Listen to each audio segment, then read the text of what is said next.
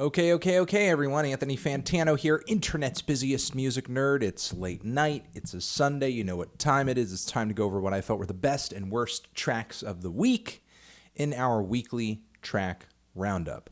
Of course, like usual, we have to shout out our sponsor in this video, the good people over at SeatGeek.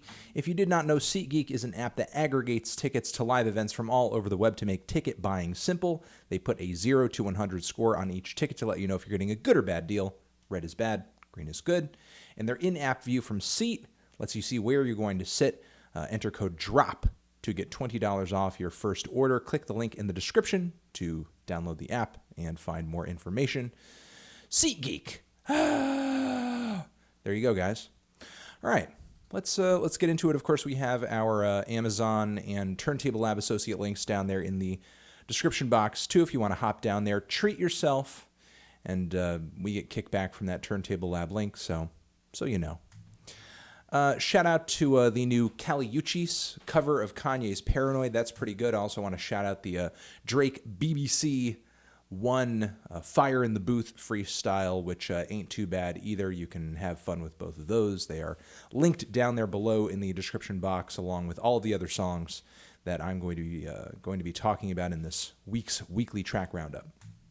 All right, let's get into the worst tracks this week. Only a couple to mention.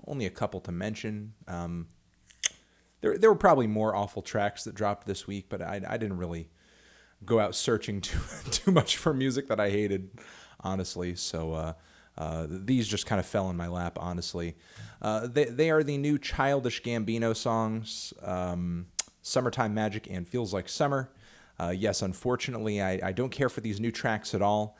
I don't get what it is about an artist who they come out with a super politically charged, smart track that's really kind of making a heavy social comment. And then it seems like there's always this desire, always this pressure to rubber band directly in the opposite direction and just make something super, I don't know, surface level and safe and boring and meaningless. I mean, I know that these songs have been around in the Gambino canon and waiting to be released for a while. So, you know, there's probably no kind of a huge, I guess, a plan or arc to it in terms of how I'm interpreting it. But as an outsider, as somebody who's just kind of observing this, not really aware of how old and how long these tracks have been worked on, it does seem like that. And I don't know, just from the singing to the very summary, obviously, and cheap instrumentals, there's absolutely nothing likable about these tracks for me. They're really boring. Not looking forward to hearing them on a new album, and if they do manage to land on the same record as This Is America, which they most likely will, that's going to be a weird transition. It's going to be kind of hard reconciling these really trashy summer jams being shoulder to shoulder with that track and maybe others like it. So I don't know, just not really feeling these cuts at all, honestly. Let's get into the meh tracks that weren't blowing me away, but certainly worth a nod.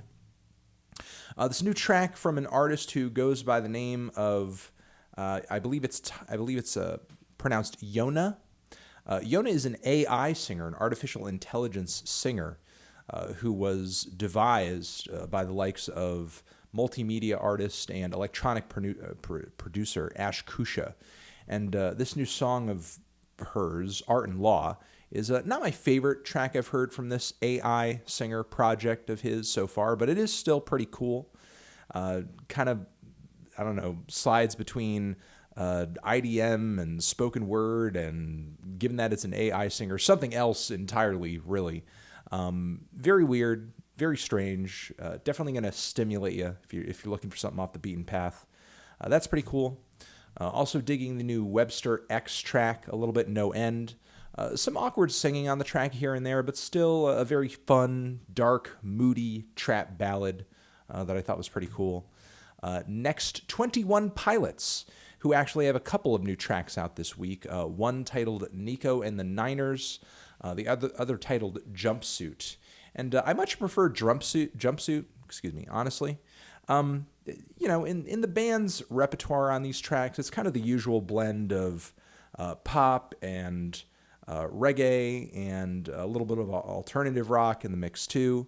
But these two cuts feel a little bit darker than their material typically is, especially the track Jumpsuit. And I'm kind of liking that new direction, that new little smidge of edginess that we're kind of getting from 21 Pilots here. Definitely enjoyed these cuts more than I thought I was going to. So I don't know, looking forward to the future, I guess, for these guys. Tony Molina, short song Smith. Tony Molina is back with a 2-minute rager. Just kind of looking forward to seeing how these tracks kind of play together on his brand new album. It's not a bad ballad. It's pretty cool. Kind of lo-fi and grimy, but it's cool. The Coup are back. Their first music in a while. I believe the Rap Outfit's last record came out in 2012.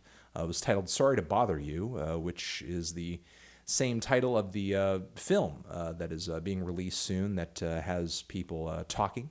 I'm not much of a movie buff myself, but I do plan on trying to see this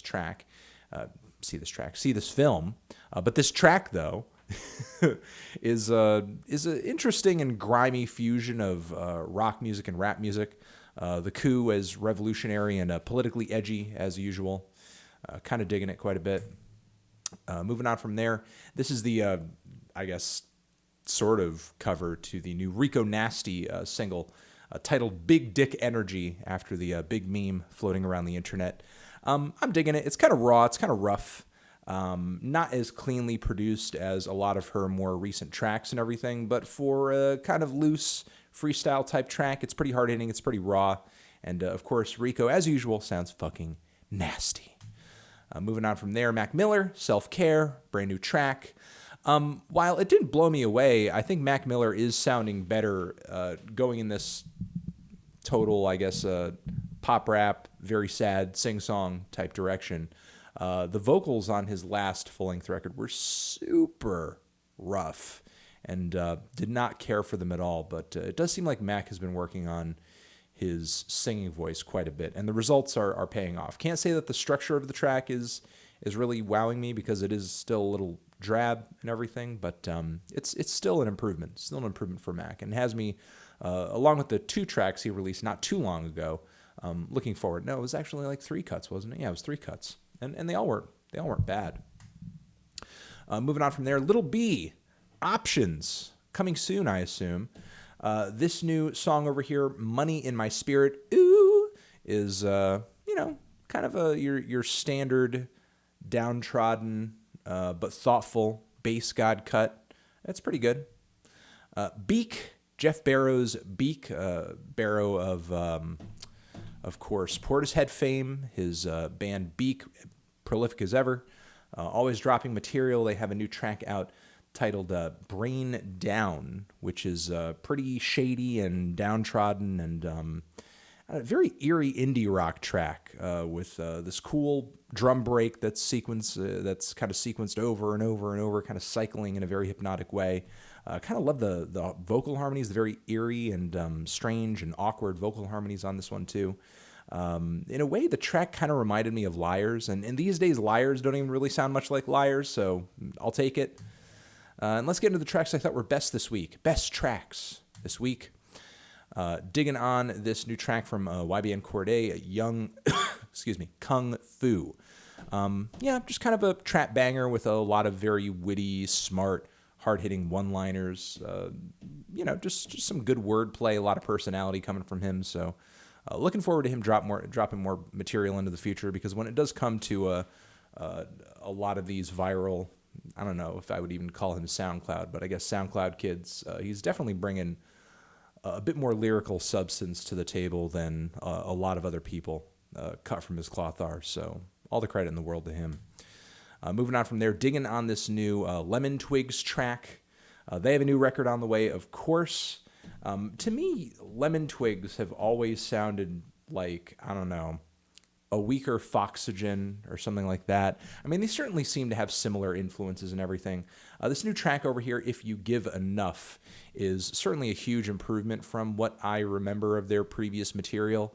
It's very showy, it's very dramatic, it's very theatrical, huge string sections, but it's very quirky and cheeky and kind of silly.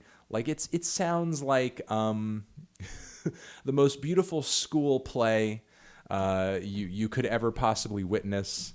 It's very showy, but in a fun and very playful way. It's got a lot of personality to it. So and the ballad, of course, is really nice too. Looking forward to potentially talking about more of their stuff in the future, because I do think that they are starting to gain a sound and a style and a persona of their own. So moving on from there to this new internet track, the first song from the internet that I think I really kind of loved, La Di Da. Just great, again, I'll use the word cheeky, fun neo-soul music with, I guess, a bit of sass to some of the lyrics, and just generally a good groove, great bass line. It kind of seems like instrumentally they're bringing a lot more they're bringing a lot more to the table than they used to. So I'm kind of liking that improvement. And yeah, just kind of hoping to see them go into some interesting places next. Metric, Dark Saturday. Metric, another group that I'm not usually a big fan of. I've come out with a new single, and it's like easily one of the weirder and edgier tracks they've come out with so far, and yet it is still supremely catchy and straightforward. I would honestly describe this song as like a fusion of the Yeah Yeah Yeahs and the Cars. Like if you could take the pop sensibilities and the straightforward kind of new wave synth pop, or just say new wave vibe of the Cars, and kind of bring that griminess of the Yeah Yeah Yeahs. And there's some moments where the vocals even kind of feel a little Karen O-ish. This would essentially be the result. And, it seems like they're kind of wearing their influences on their sleeves on this one. But I think Metric has long been in need of a change of pace, because I think artistically they've painted themselves into a corner. They have sucked any and all of the danger and edge that could have possibly been in their music in the first place, just totally out of the equation on their last record. And it's interesting to hear them in a much more raw, but still incredibly catchy fashion on this new track over here. So kudos to them. Kudos to them. Moving on from there, JPEGMAFIA has this new track out. This new Backstreet Boys inspired track out, this Millennium Freestyle, which it's a little all over the place structurally, but it is very fun. It is very entertaining. I do like the Backstreet Boys references on the track, and the singing is on point. The lyrics are on point. It's very nutty and off the wall. And just shout out to Peggy. Damn, Peggy. Moving on from there, Iglooghost has a new song out that I am pretty smitten with. It's definitely one of his weirder and more adventurous tracks in a while. It's called Clear Tamei. I hope I'm saying that correctly. And he described it as a rap song that is in a made-up language, which I know just on the surface sounds really weird and pretentious, and maybe for the first verse of the song it certainly feels that way. It's a little off-putting, especially with the music video being as strange as it is. But after the song sort of transitions into this gorgeous instrumental passage, which is absolutely stunning. I think what conceptually Igloo was trying to shoot for with the vocals and the sort of gibberish lyrics and everything sort of really kind of comes to pass and makes sense and actually starts to work and sort of improved kind of the first leg of the track for me once it kind of clicked with me, I guess.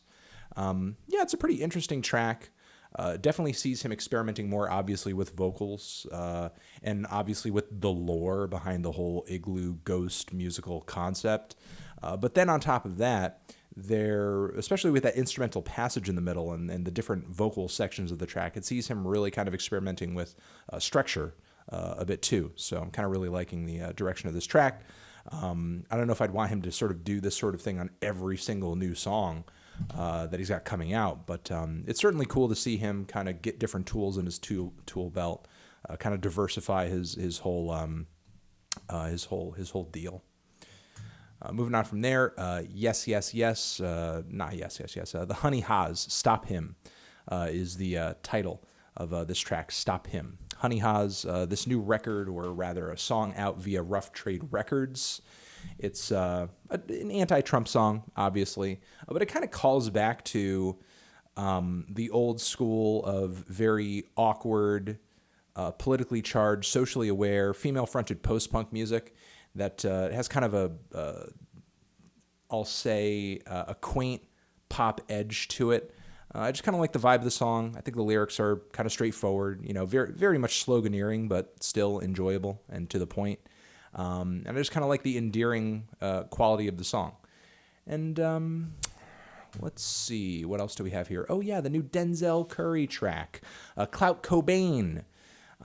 Yeah, it's just a melodic trap banger with some great vocal performances from Denzel. Great production on this thing too. It's not quite as hard and as aggressive as some people might be used to as far as Denzel goes. But I do think he is trying to pay more attention to melody, trying to be more aware of hookier choruses and that sort of thing. And he's certainly trying his best at doing that on this song over here. And I think it works. And I think still, especially with the music video here, he definitely makes a statement when it comes to influence, idolization, the power of mainstream media, and basically people sort of putting artists they admire up on a pedestal, copycatting, that sort of thing. So check it out. Don't miss it. And, Daughters are back. I was pretty hyped. I think this is the last one. Yeah, it's the last one. I was pretty hyped to talk about this track over here because Daughters, if you were unfamiliar with the experimental rock band, years ago, like I think around when I was starting the Needle Drop, I think my review of their last album might still be up on YouTube. They came out with this swan song album and disappeared off the face of the planet. And, it was just really unfortunate because that record is heavy and hard-hitting as fuck. I believe I likened some of the guitar tones on the album to just like machinery, just like crushing your head or some shit. Because, again, the tone of the instrumentation on the thing, it's one of a kind. It's a crazy sound. It's insane. And this new song over here of theirs, it's great to hear them come back. It's great to hear them experimenting once again. And trying something new still after all these years, because this track is a really like long-winded, meditative, patient song with a lot of different passages on it. It's like a 7-minute monster, which is unusually long for Daughters. Earlier on, like their stuff was super frantic and intense, and just very, I'll use the word brief. But then they kind of developed a little bit on their last record, and now it seems like they've kind of taken from where they've left off on their last album. Because even though that album was very aggressive, it was noticeably darker than their previous material, and it seems like they're getting even darker, even more despondent on this new cut over here, which I will make you aware of the title. Satan in the Wait is the title of this new track. Just kind of digging the very long, patient, I guess the other word I'll use is unsettling direction that this new material is going in. And that has been the weekly track roundup for this week, everybody. I hope you got some good recommendations out of this video. Again, all the music that I talked about is down there in the description box. You can check it out there. And love you, love you, love you. Anthony Fantano, weekly track roundup, forever.